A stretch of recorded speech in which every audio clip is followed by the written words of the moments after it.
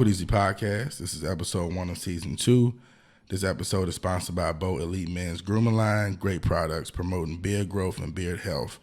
Y'all check them out at bowelite.com. That's spelled BEAUXELITE.com. Today we have a special guest, Virginia, North Carolina Golden Glove champion Gabriel Smith. How you feeling, man? All right, how about yourself? I'm good, man. So tell me a little bit about where you from. I'm from a place called Callao, Virginia. Mm-hmm. Very small town in an area called the Northern Neck. Mm-hmm.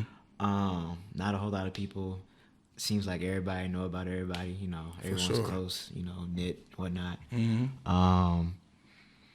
About a little over an hour from Richmond, hour and a half from Richmond. Okay. Yeah. What are some things that Callao is known for? Shoot, nothing that I can think of. Nothing but big, major. The whole Northern Neck itself. Mm-hmm. Before the pandemic, we had a beverage called Northern Neck Ginger Ale. Oh yeah. Yeah, and to me and a lot of people that I've met, you know, whether it's here, back at home or back in college, they always would say that Northern Neck Ginger Ale was the best ginger ale they ever tasted. Oh wow. So okay. I mean, I got you. Ginger ale, that's different, man. So how was life coming up for you though? It was all right. You know, 2-parent household. You know, parents wanted to make sure I had education and whatnot. So I mean, important. Nothing too much to brag about. Much respect. So at what point did you jump into the boxing? Actually, I started boxing kind of late. I started when I was 17. Okay. A lot of my friends back in high school, we used to, play fight a lot or whatnot. In locker rooms, hallways, bathrooms. And then one day, one of my friends, they was like, how come you don't box? Because they knew my dad used to box professionally. Okay. And I never really liked boxing. And then one day, I just tried it, and it like stuck. Okay. All right. So we back. So at what level did your pops get with the boxing? All right. So I don't know how early he started out, but he was on the amateur circuit or whatnot, and then he fought in the Olympic qualifier, I think, and he made the Olympic team. He made the 1984 Olympic team in 1982 in Vienna, Virginia, and he was out there on the Olympic team in Colorado Springs for a little while. Okay. But eventually, he got eliminated off the team, and he turned professional.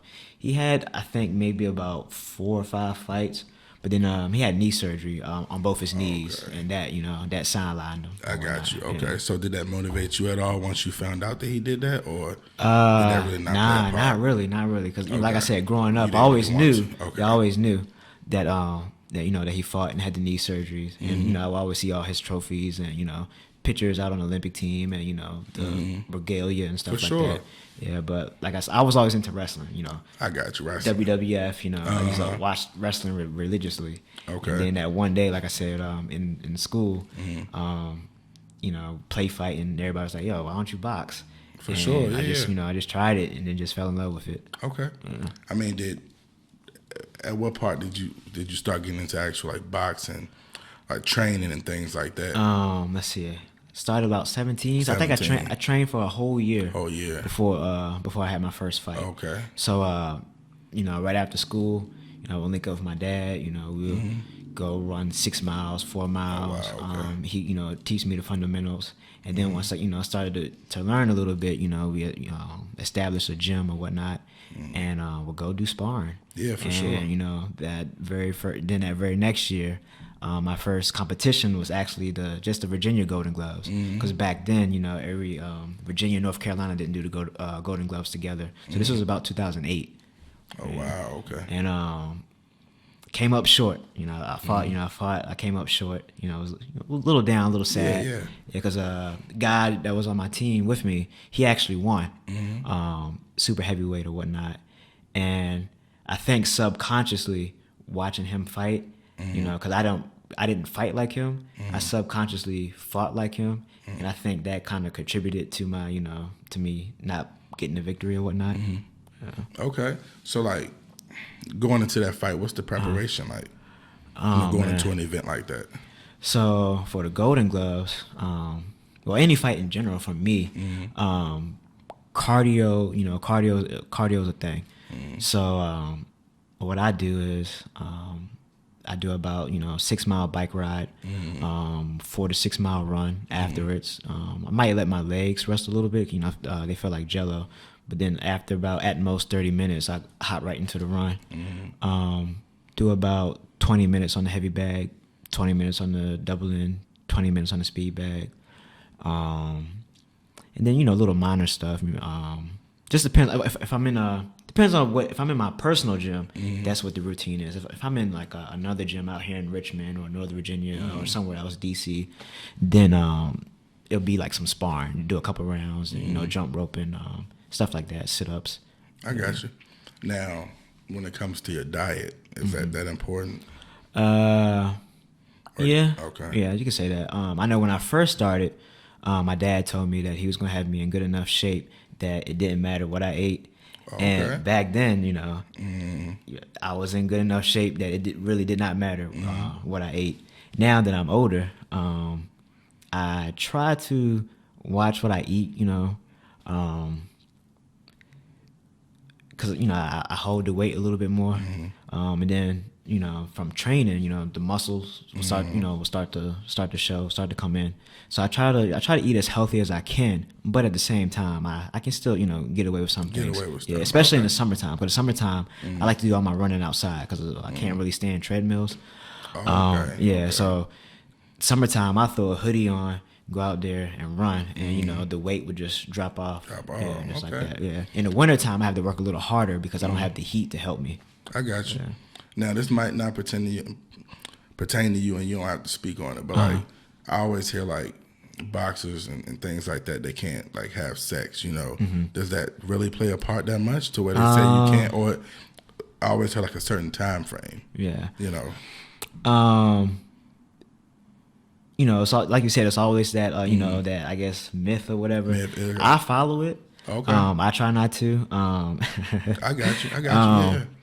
There's this one case, I guess you could say, after a big event, I kind of, settled down a little bit, I had a lot of, for sure, gained a lot of attention. I got you. And when I went back to train, I was like, oh shit, okay. Yeah, I see what they mean. Yeah.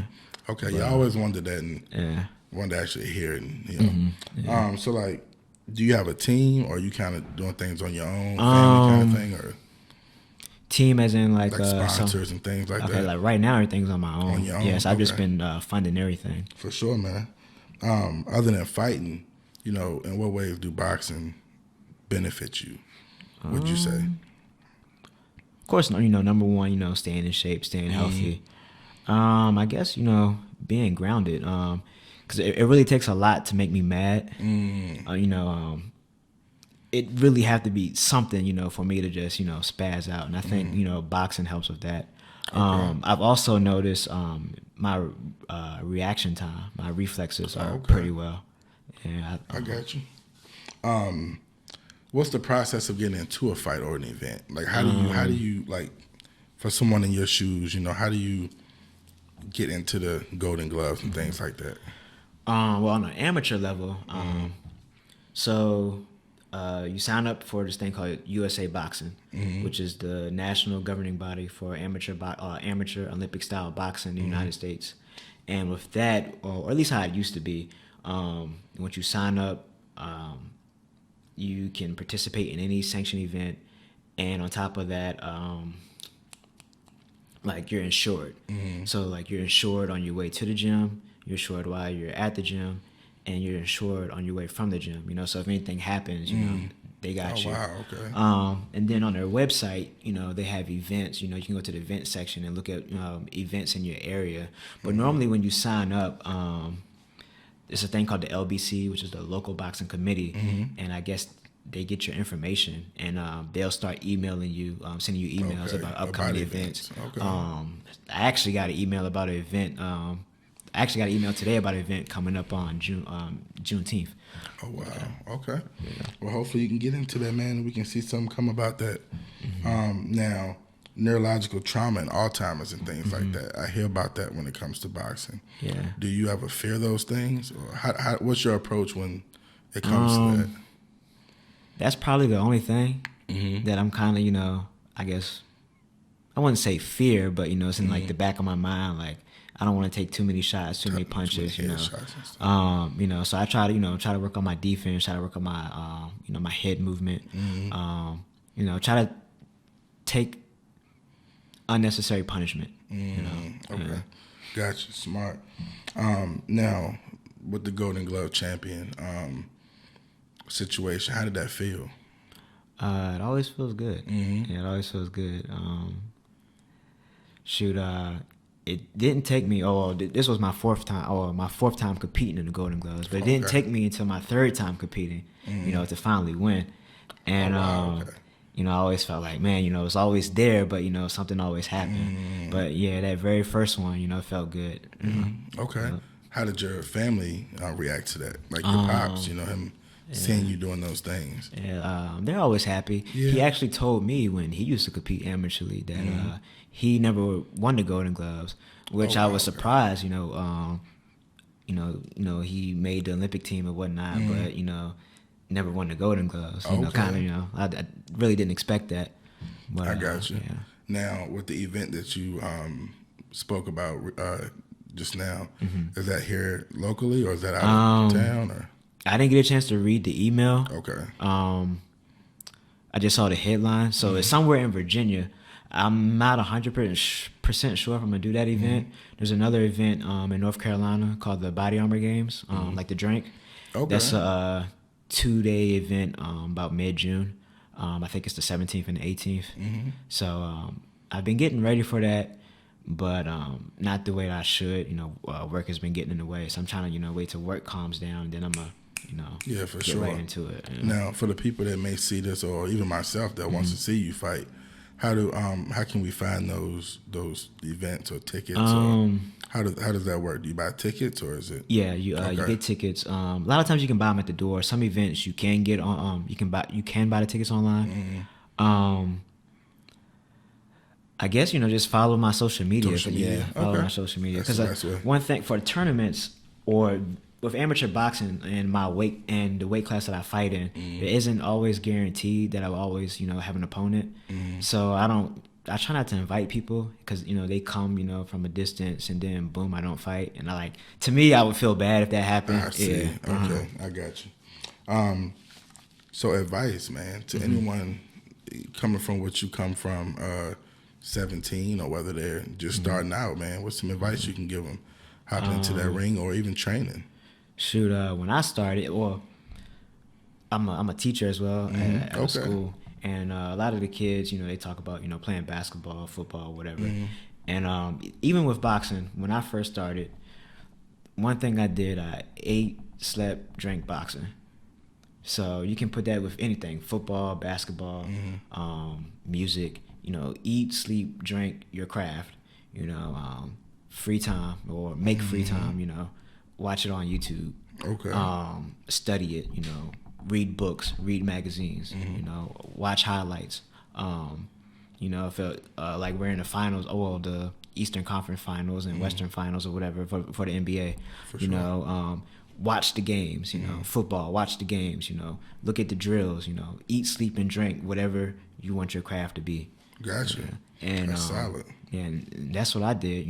At one point, that's all. Like I said, at one point, that's all I did. It got to a point, my reflexes were so good, I could see something out my peripheral, and by my head by itself would move, and it could be something like 50 feet away. Oh wow! Or I could watch a fight, and I might see an opening, and my muscle would twitch to throw a punch. Oh wow! At one point, that's how tuned in I was. Yeah. I got you. Now, you mentioned following your social media. For the people out there that's gonna watch this, that's not following you yet, what platforms are you on, and where can they find you? I'm on everything: Instagram, Twitter, Facebook, TikTok, Snapchat. Oh, wow, okay. Yeah, basically got it all. Now, are you a TikTok user as far as just your career, or do you do the dances and all that? Well, stuff too? TikTok, I just leave strictly boxing. Boxing, okay. I try to get on there, make content, but been busy. And, oh yeah, for sure. Yeah, and I'm sometimes sure. it's hard, and like I'm real picky about what videos and what stuff I put out, because the average person, they're gonna say, oh, you look fine, like my elbow might be flying, or I might have dropped a punch or something. I'm like, I can't put it. That ain't good. Yeah, I got you. Okay, so you said to watch the crap, watch what you're doing and things like that. Do you have videos where people can watch, what you're doing, or is everything on your social media pretty much? Yeah. Or do you have like YouTube? Yeah. So anything right like that? now, I have like I have a few videos on YouTube from basically back when I first started. Okay. Like 12, 13 years, long time ago. I haven't had a chance to record anything new, but I'm working on it. I have all the ideas in my in my head. Where it's gonna be. What music I'm gonna use. What I'm gonna do. My more recent stuff has been on Instagram, TikTok, and Facebook. Gotcha. Gotcha, man. I also want to ask you, like, as far as boxers usually have like this name that they go by. Do you have one of those yet, or you kind of just going by your? All right, so my middle name is Sweet. Okay. So I just keep it as Gabriel Sweet Smith. Okay. Yeah, so cool. it just flows. Yeah. Now Sweet as in SWEET, right? SWEET. Okay, gotcha. Yep. All right, man. So Gabriel, I want to thank you, man, for coming through, shedding the light on the boxing, and I definitely expect to see some great things from you, to match what I've already seen. And I want to wish you the best with that, and I'm sure we'll link up soon another time and make something happen. I'd love to learn a lot from you. Of course. And definitely keep doing your thing, man. Yeah, I appreciate you coming through, man. All right, man.